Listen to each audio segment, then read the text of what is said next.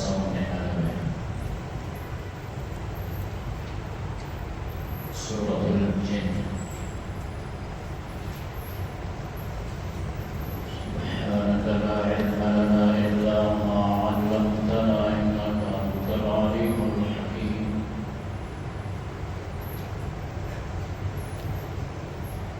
أعوذ بالله من الشيطان الرجيم.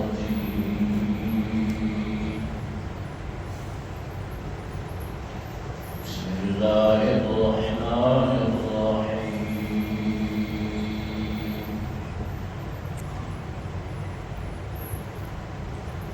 قل أوحي إلي أنه استمع نفر من الجن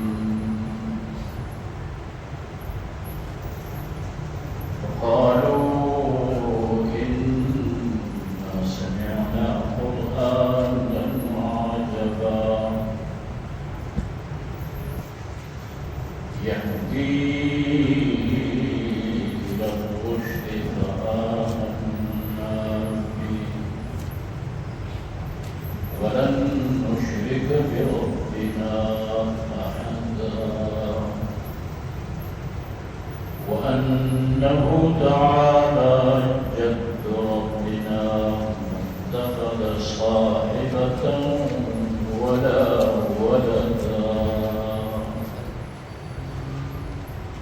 صدق الله وصدق رسوله النبي الكريم ونحن على ذلك لمن الشاهدين والشاكرين والحمد لله رب العالمين.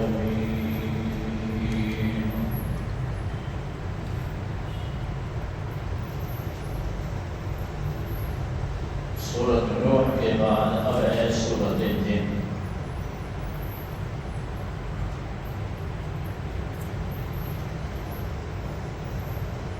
جن اللہ کی مخلوق ہے، انسانوں کے طرح شریعت کے وہ مکلف ہیں. اس میں چونکہ جنات کا واقعہ بیان ہوتا ہے تو سورۃ مقدسہ کا نام بھی جن ہے یا جنات پہ رکھا گیا ہے.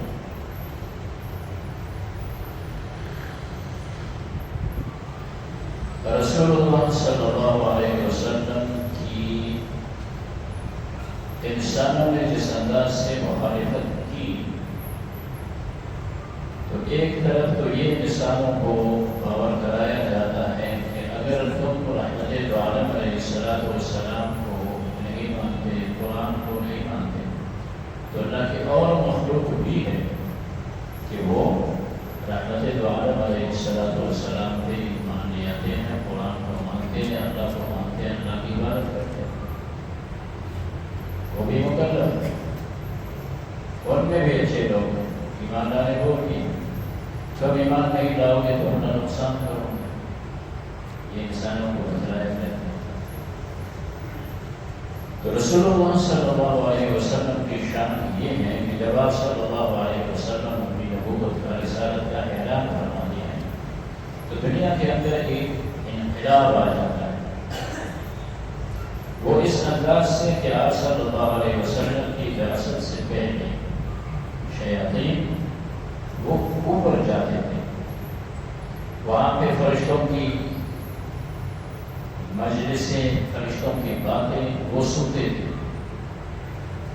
اور پھر وہ واپس ادھر آتے تھے. ادھر آ کے کائنوں اور نجومیوں کے پاس جاتے رہتے تھے.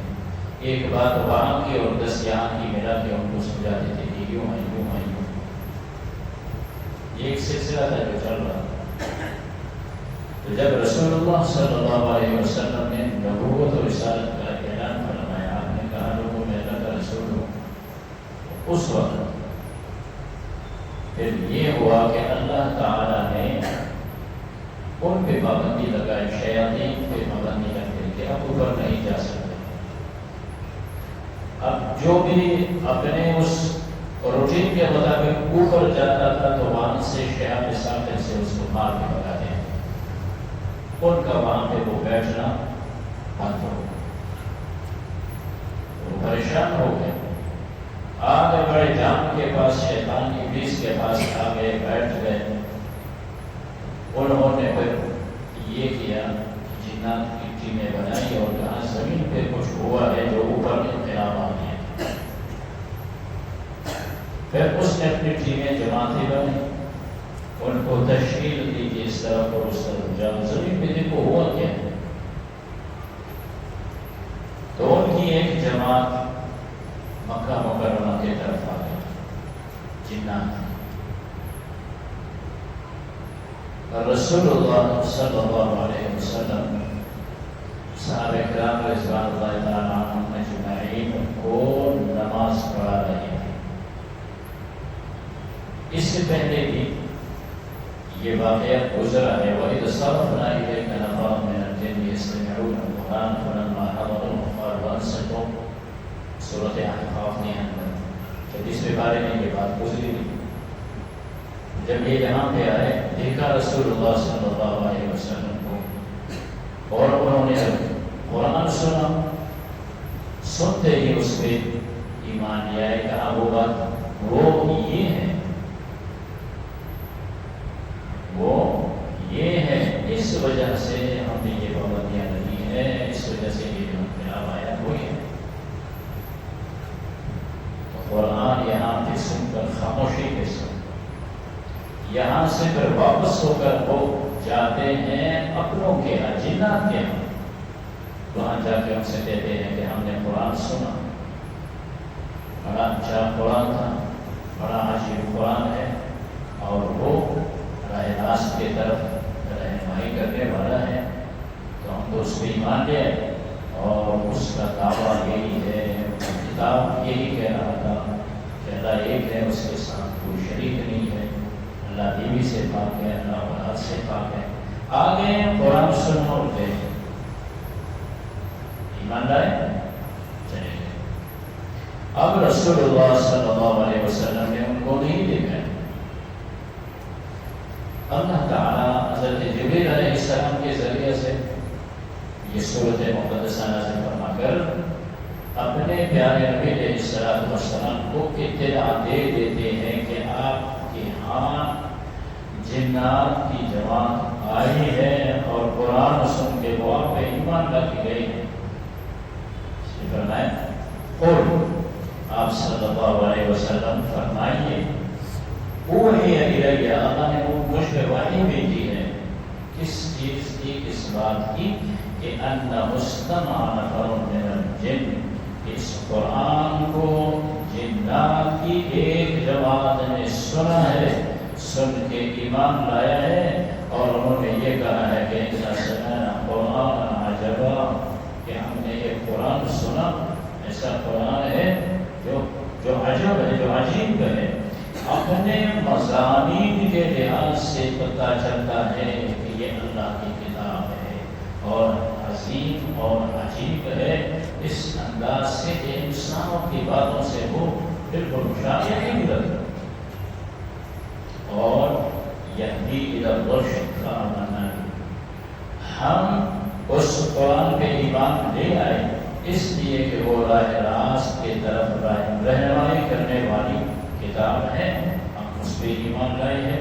وَلَن نُشْرِكَ بِرَبِّنَا أَحَدًا، ہم اللہ کے ساتھ کسی کو شریک نہیں ٹھہرائیں۔